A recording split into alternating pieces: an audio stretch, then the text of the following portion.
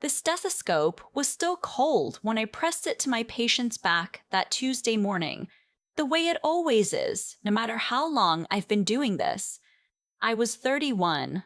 I had a daughter named Zoe who was 8 and obsessed with dinosaurs, a husband who managed IT security for a private equity firm in Boston, and a 2-bedroom condo in Brookline that we'd been meaning to renovate for 3 years. My life wasn't glamorous, it was just mine. Solid, predictable, the kind of life you build slowly and carefully and forget to appreciate until someone tears a hole straight through the middle of it. I got home at 6:30 that evening. My husband was still at work. He was always at work. And Zoe was at her grandmother's for the week. The apartment was quiet in a way I used to like. I made tea, changed out of my scrubs, and was about to sit down with a journal article I'd been putting off for 2 weeks when the buzzer rang. I almost didn't answer. I remember thinking it was probably a delivery I hadn't ordered or someone buzzing the wrong unit. I pressed the intercom. "Is this Dr. Hale?" The voice was thin, a little breathless. A woman. "Old it is," I said. "Who is this?" A pause. "My name is Gwen. I need to speak with you. Please. I've been standing outside for almost an hour. I didn't know if I should come up. Something in the way she said I didn't know if I should made me open the door." She was smaller than I expected from her voice. 70s, maybe older. She wore a gray cardigan with a button missing and held a cloth tote bag against her chest, with both hands like it contained something that might break. Her lips had a faint bluish cast that I recognized immediately, not from fear, but from oxygen not moving efficiently through her body. I'd seen that color too many times not to know what it meant. "Come in," I said. "Please, sit down." She sat on the edge of my couch the same way Helen had sat in Evelyn's chair, like she didn't belong there and knew it. She refused water. She looked at my hands instead of my face. "I have lung cancer," she said. "Stage 4. My doctor says probably 6 weeks, maybe 8. She said it plainly, the way people do when they've been carrying a sentence long enough that the weight of it has stopped being sharp. I'm not here because I'm sick. I'm here because I'm dying. And because there's something that's going to die with me if I don't say it now." I sat down across from her. My medical training wanted me to assess her, check her breathing, ask about her palliative care. The woman in me just waited. "I have a son," she said. "He's 34. His name is Wesley. He lives in Cambridge. He has a good job. He coaches youth soccer on weekends. He was always a sweet boy." She stopped, pressed her lips together. "He's been seeing a married man for 6 years." I heard the words, but they didn't land anywhere yet. "The man he's been seeing," Gwen continued, her voice dropping, "is your husband." The room didn't go silent. The refrigerator kept humming. A car passed outside. Everything continued exactly as it always had, the way the world always does when yours stops. I said, "That's not possible." She reached into the cloth tote bag and set a photograph on my coffee table. I didn't want to look at it. I looked at it. It was my husband. He was wearing the navy fleece I gave him last Christmas, the one I special ordered because he'd mentioned once that he liked that brand. He was standing outside what looked like a row house somewhere in Cambridge, and beside him was a younger man, dark-haired, laughing at something, and my husband was looking at him the way I had not seen him look at anything in years. Easy, unguarded, like himself, but a version of himself I had somehow never met. "Wesley showed me that," Gwen said quietly. "He doesn't know I'm here. He doesn't know I'm doing this. He thinks I've made peace with the situation." She folded her hands in her lap. "I have not made peace with the situation." I set the photograph back on the table. "How long did you know?" "About 4 years," she said. "He told me about 2 years in. He trusted me. I should have told him then that what he was describing was not a relationship. It was a holding pattern. Your husband told Wesley he was going to leave you, that you'd grown apart, that it was only a matter of time. She exhaled slowly. He's been saying only a matter of time for 6 years. My husband's name was, in a sense, by the time that evening was over, the name I had used for 10 years with trust completely intact.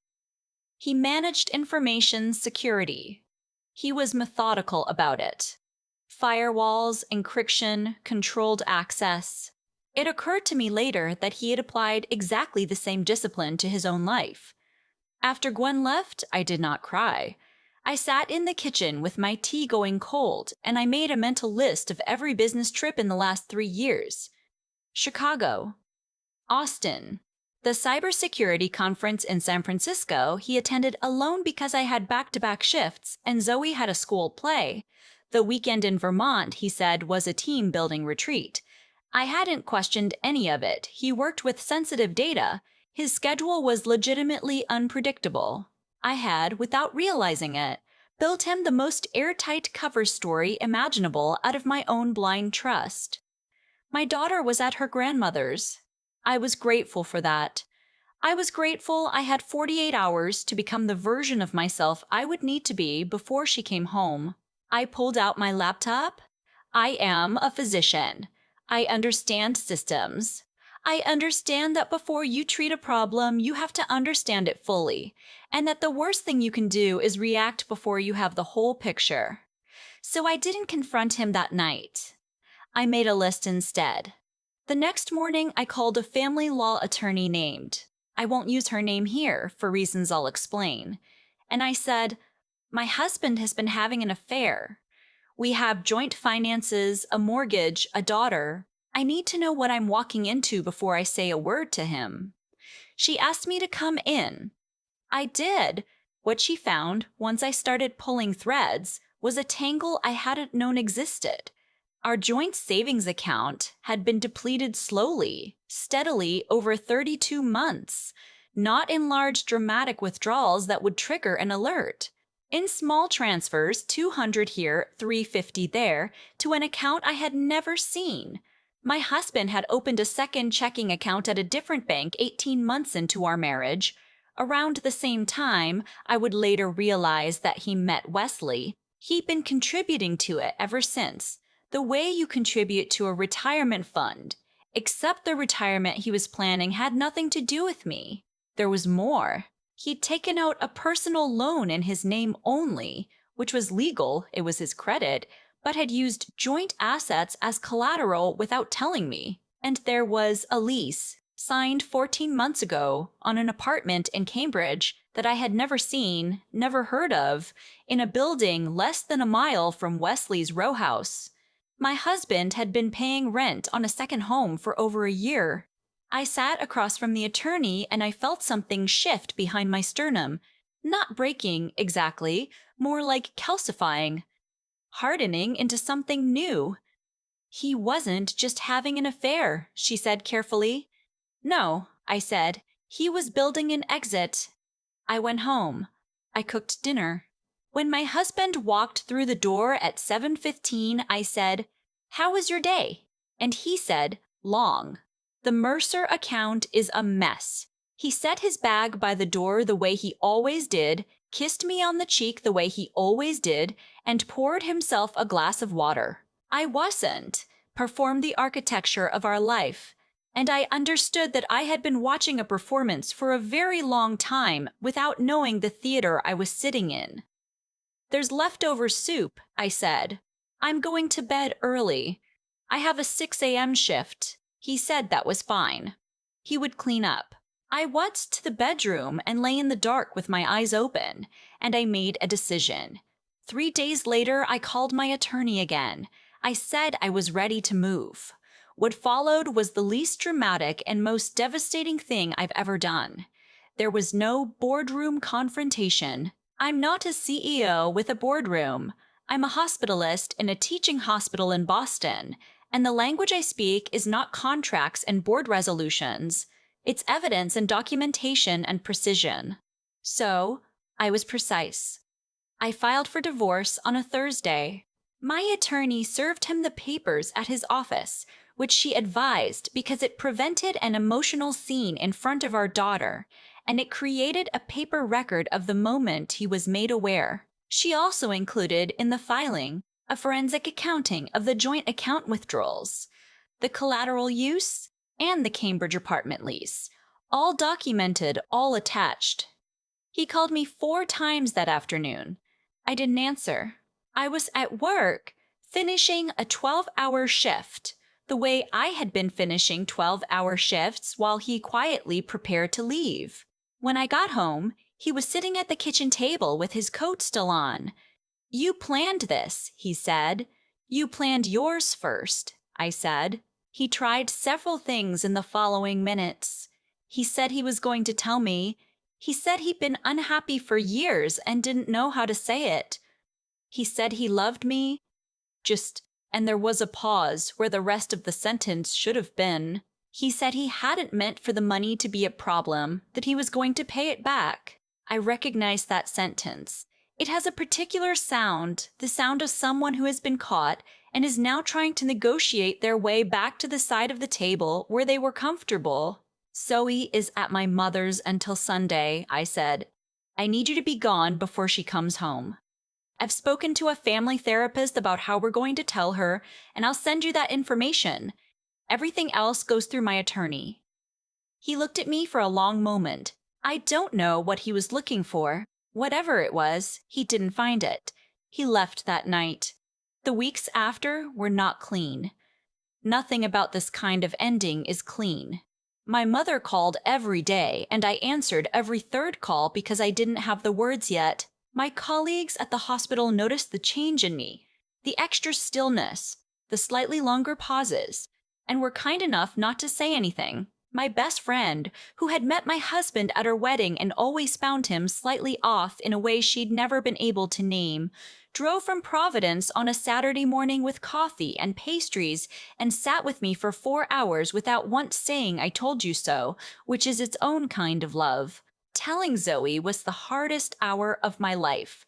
I'd rehearsed it with the therapist. I'd said the words out loud alone in the car. None of it prepared me for the way her face moved when she understood, not the crying, which came later, but the first 5 seconds when she was still deciding whether it was real. We told her together, her father and I, sitting on opposite ends of the couch, like bookends of a life that was closing. "Daddy and Mommy love you very much. Some grown-ups stop being able to live together. It has nothing to do with you. None of the fault goes to you."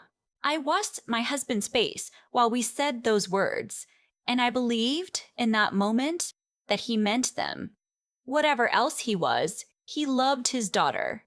That part wasn't a lie, but children are not so easily protected from the truth of things. Zoe was 8, and she was smart, and she knew something had broken, even if she didn't have the vocabulary for what. In the months that followed, she began asking me questions in the evenings, in the small window between bath time and sleep, when children will sometimes say the thing they've been thinking about all day. "Does Daddy have a new family?" she asked once, about 4 months after he moved out. I thought carefully. "Daddy has someone he cares about," I said. "A friend. You'll meet that person when the time is right." She was quiet for a moment. Then, "Do you have someone, Mom?" "Right now I have you," I said. "And that's a lot." She seemed to accept that. She went back to her book. What I didn't tell her, what I didn't tell anyone for a long time, was about Gwen. I'd thought about her often in those months. The image of her sitting on my couch with the button missing from her cardigan and that faint blue at her lips. I had her last name from the intercom tag she'd given me, and I searched the obituaries one evening in early April, more than 2 months after she'd knocked on my buzzer, and I found her. Gwen Avery, 73, of Cambridge. Survived by her son, Wesley, and 2 grandchildren. She'd never gotten to meet from her daughter in Oregon. She had died on a Tuesday. The same day of the week, she'd come to my door. I read the obituary twice, and then I closed my laptop and I sat in the dark for a while, thinking about courage, about what it costs. She had told me something that shattered my life, and she was right to tell me. She had watched her son give 6 years to a man who was never going to choose him, and she was running out of time to say so. I wondered if Wesley knew what she had done. I wasn't, if he was angry at her. I wondered if, in the strange, long aftermath of all of it, he had started to understand. I thought about the money my husband had moved, about the lease in Cambridge, about the way he had prepared for a future that hadn't included me, setting it up, brick by quiet brick, while I worked overnight shifts and drove our daughter to school and believed that what I was looking at was a marriage. There was a moment, in the middle of all the legal proceedings, when my attorney told me that I was entitled to half the value of the Cambridge apartment lease as a marital asset, that I could pursue damages for the unauthorized use of joint collateral, that the total exposure, once everything was accounted for, was significant. She laid out the numbers on a yellow legal pad, and I looked at them, and then I looked out her office window at the gray February sky, and I said, I don't want to pursue the apartment. She frowned. Evelyn, she stopped, recalibrated. You're leaving real money on the table? I know, I said. The thing was, Wesley hadn't stolen from me. He hadn't known about the money. He hadn't known I existed in any concrete dimensional way. I was the abstraction his relationship was built around, the obstacle, the wife. He was a young man in Cambridge who had, by some terrible luck, loved someone dishonest. And Gwen, his mother, had spent her last weeks on Earth making sure her son wasn't trapped in a lie after she was gone. She had come to my door with her cardigan and her blue lips, and she had given me the truth when she could have taken it with her. I didn't pursue the apartment. My attorney thought I was being naive. I thought I was being accurate. The apartment was Wesley's life, not mine to take. What was mine, what was genuinely mine, was the accounting of the joint funds, the personal loan, the collateral fraud. I pursued all of that. I got what was owed. I was precise. The divorce finalized 11 months after Gwen knocked on my buzzer. My husband had moved into the Cambridge apartment, which surprised no one. The legal settlement was not easy and not quick. And there were 3 months in the middle where I ate lunch standing over the sink because sitting down at a table felt too formal for how exhausted I was. But I came out of it holding what was mine, the condo, the custody arrangement that kept Zoe with me 4 days out of 7, and a financial settlement that closed every outstanding balance and left me without debt. The first morning that I woke up in the apartment and felt not happy, not fine, just clear, I lay there for a minute before Zoe's alarm went off and I tried to identify the feeling. It took me a moment. It was the absence of that low-grade unease I hadn't known I'd been carrying. The vague sense, which I'd attributed to work stress or the general difficulty of life, that something was slightly off in the walls of my own home. It was gone. The air was just air. I got up. I made coffee. Zoe came downstairs with her hair doing something interesting, and we sat at the kitchen table, and she told me about a dream she'd had involving a T-Rex that could do math. And I laughed, really laughed, with my whole chest, for what felt like the first time in a long time. There is one more thing. About 14 months after everything settled, I was at a fundraiser for the pediatric oncology unit at my hospital. It was a quiet event. Faculty, donors, some former patients and their families. I was standing near the windows with a glass of wine I wasn't really drinking when a woman approached me who I didn't recognize at first. She was young, maybe mid-20s. Dark hair, a little nervous, like she'd been building up to something. Dr. Hale, she said. That's me. I'm Wesley's girlfriend. We've been together about 8 months. She paused. I know who you are. He told me everything. About his mom. About all of it. She pressed her lips together. I just wanted to say thank you for not going after the apartment. He never told me that was a choice you made. I found out from the attorney's records. I looked them up because I needed to understand what kind of person you were. She exhaled. I needed to know if I was walking into a story that had any goodness in it. I looked at her for a moment. His mother had goodness in it, I said finally. I was just following her lead. She nodded. She looked like she might say something else, then seemed to decide against it. She went back to the small cluster of people she'd come with, and I watched her go. And I thought about Gwen again. About the hour she'd sat on my couch, and the blue cast of her lips, and the weight she'd been carrying, and the courage it had taken to set it down on my coffee table instead of in the ground. I am not the same person I was before she rang my buzzer. Some of that change is loss, straight through. I lost the version of my marriage I thought I had. I lost the decade of trust I'd extended without question. I lost the particular lightness of not knowing. Those things don't come back. But Zoe is doing well.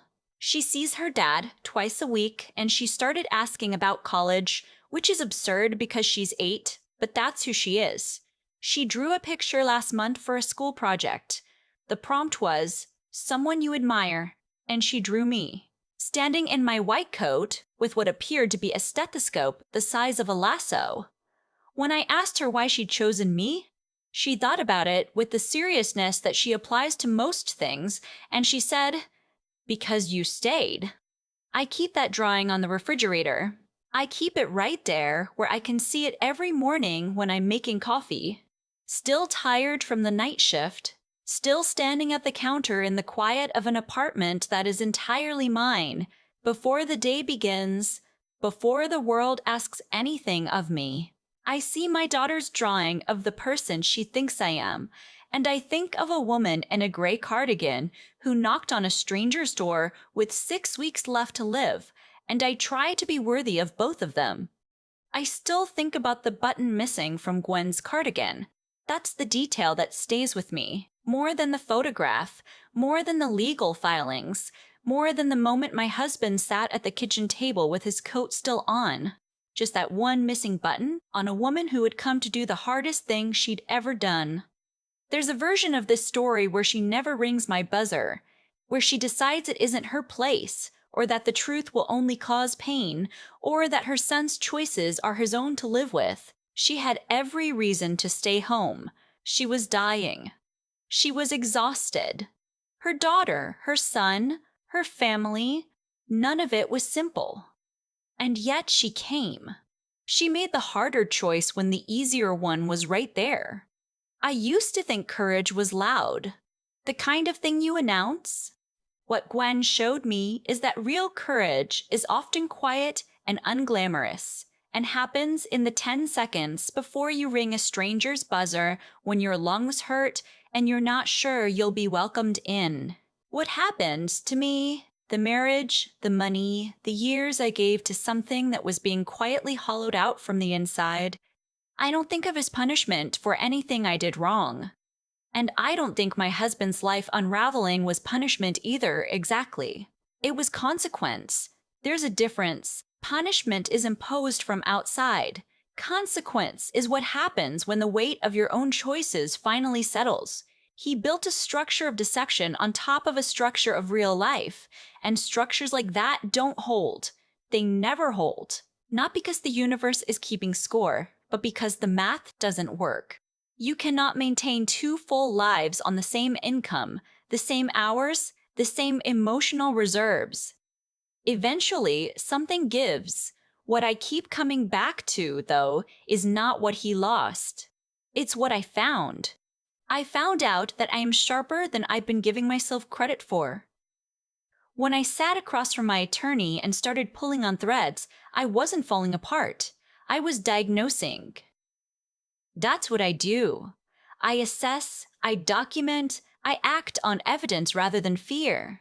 All those years of medical training had given me a mind that could handle hard information without flinching. And when I needed that mind most, it showed up, knowing yourself clearly enough to use what you have. That's not nothing. that might be everything.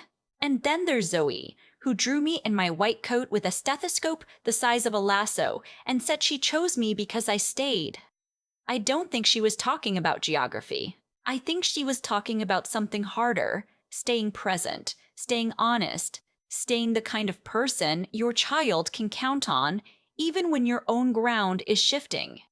That kind of steadiness isn't a personality trait. It's a decision you make over and over in the small moments when nobody's watching. I think about who I want her to grow up to be. I want her to be the kind of person who tells the truth when it costs something, who doesn't mistake comfort for safety, who knows the difference between forgiveness and forgetting and chooses clearly between them. I can't give her those things by telling her. I can only try to show her the way Gwen showed me. In a gray cardigan with a missing button, standing outside a stranger's door with 6 weeks left. That drawing is still on my refrigerator. I look at it every morning. I'm still trying to be worth it.